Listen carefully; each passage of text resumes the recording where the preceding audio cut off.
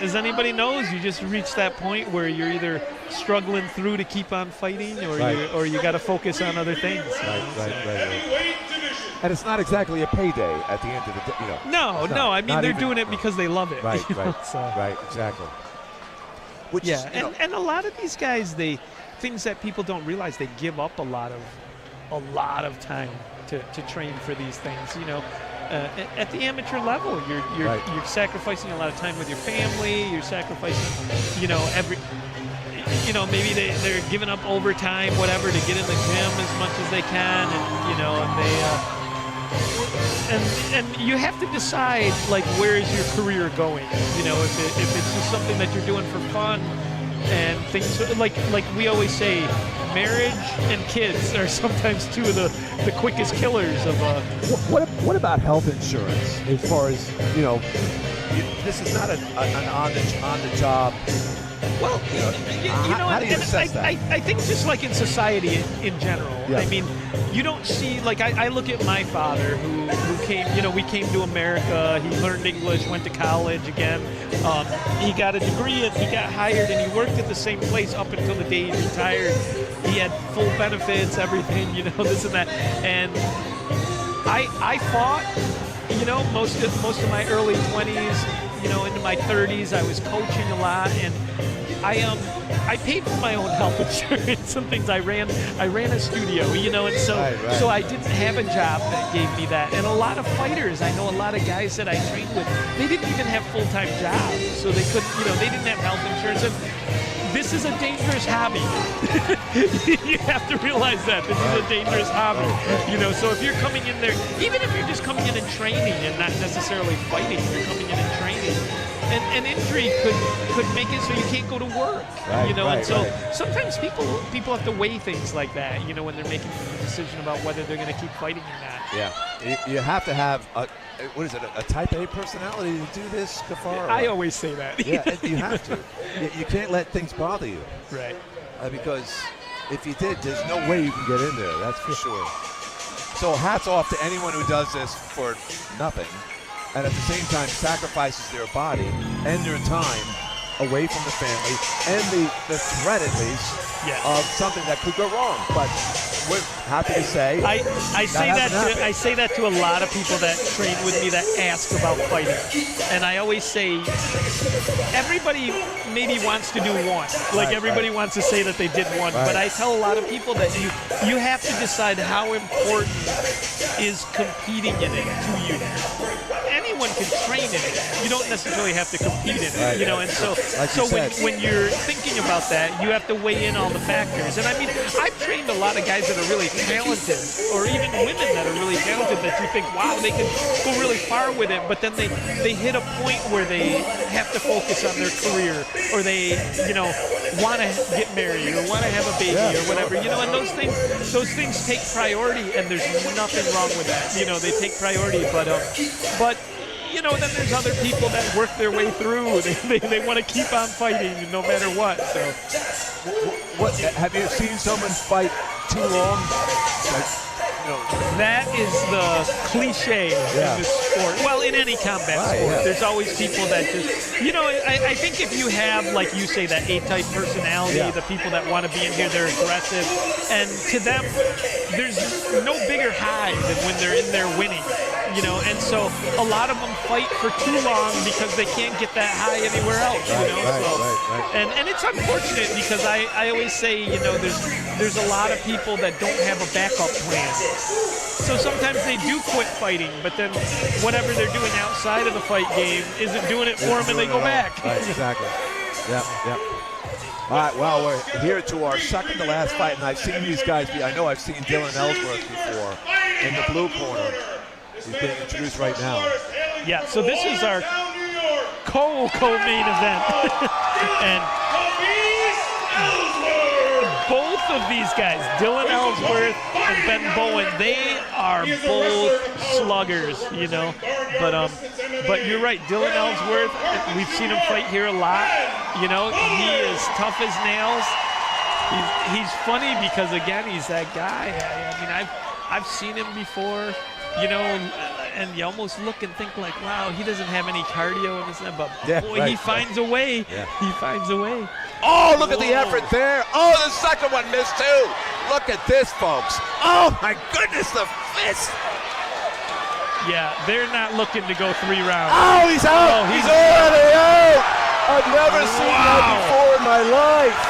Holy mackerel. Oh, my God. Dylan Ellsworth just knocked Ben Bowen out. And we have to make sure he's okay, ladies and gentlemen. Yeah, that was a vicious knockout. He's moving, that's a good sign, because he went down stiff.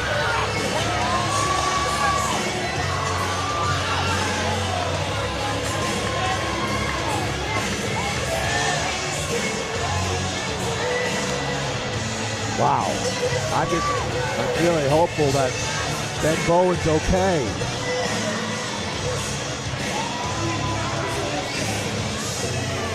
Yeah, right from the first punch, Yeah. you knew Dylan Ellsworth was not intending on going long with this fight.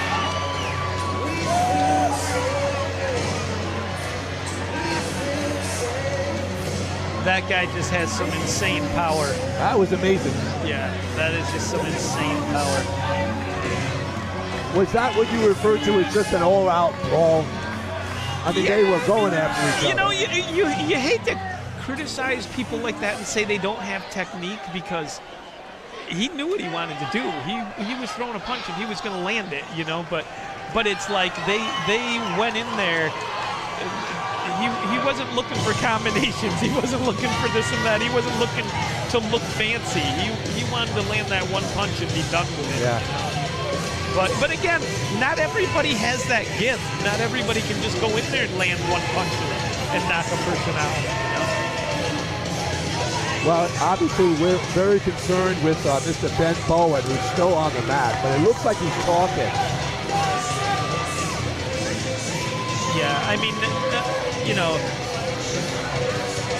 for the fans, that was a ridiculous knockout. But now you've got to be concerned about his opponent and whether or not he's able to come back out of it. All right, folks, before we, yeah. How you doing, Tim? Safar, I'm gonna give him my microphone. I think that's what I'm doing. I have no idea. Oh, I'll take this. Sure. Yeah. All right, good. So good. I'll move over one. Okay. All right, so just to let everybody know, you do the introduction because I'm unfamiliar with this gentleman, if you could, who's coming in. Because obviously you and he are going to be doing the last fight. How we doing? I haven't seen you in a while. Yeah. Can we grab you a chair?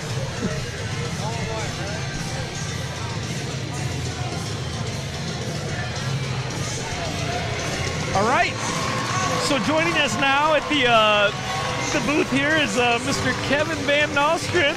I've had the privilege of watching him through his amateur career, and then he moved into the pros, fought in Glory Kickboxing. He is a phenomenal kickboxer. I mean, I love to say he's a local guy because he's from the area, but you know, it's still, he is world-class competitor. So Kevin, great to have you here. I appreciate it. It's very awesome. I love being on this. Okay, so Kevin is going to sit with me through our main event, which once we get past this, we do see we do see Bowen. Spectacular knockout. Yeah. That was phenomenal. That was very good. Yeah, I mean, and you know, and I was saying you could see from the first punch that he did not intend to have that fight go long. He wanted to get that done and over with. He went swinging for the ropes. Yeah.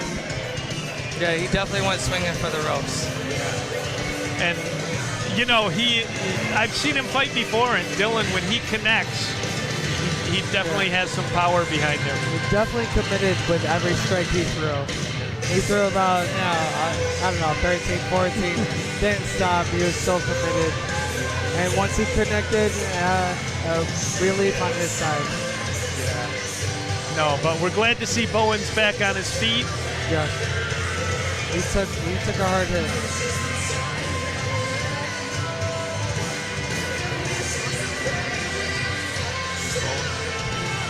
Bowen.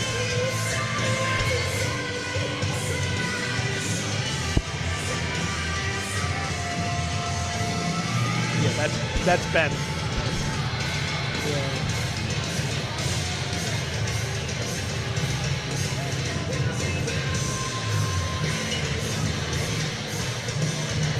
Okay, so they look like they're going to get the fighters back to the center of the cage here to announce our winner.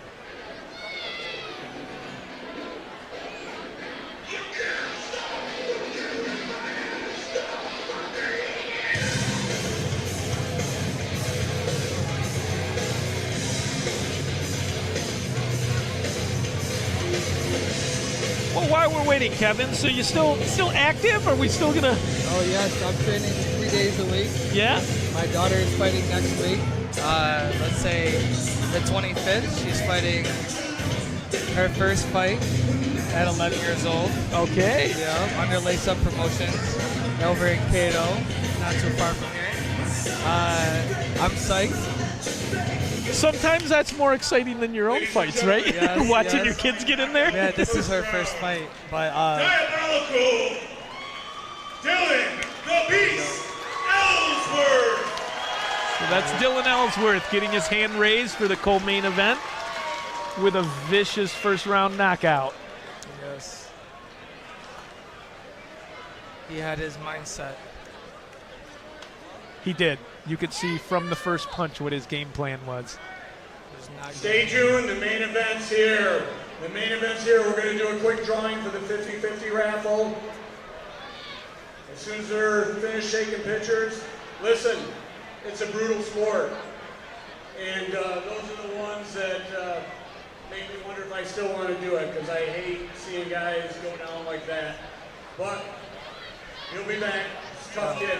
Dylan looked no fierce. knockout. Yes, He yes, was he so is. committed.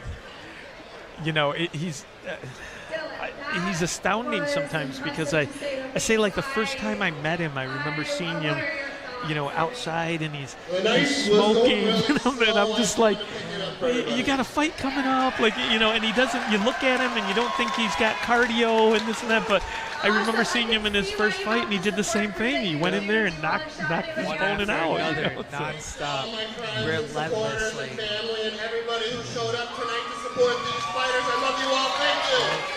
Awesome, showing his respect. Dylan Ellsworth. Very nice. Yeah, and he's definitely built up a fan base here. He's a local favorite. Very respectful.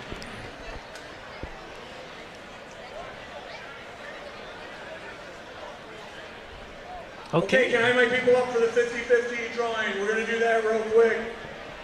All right, so they're getting ready to do the 50-50 again. This is a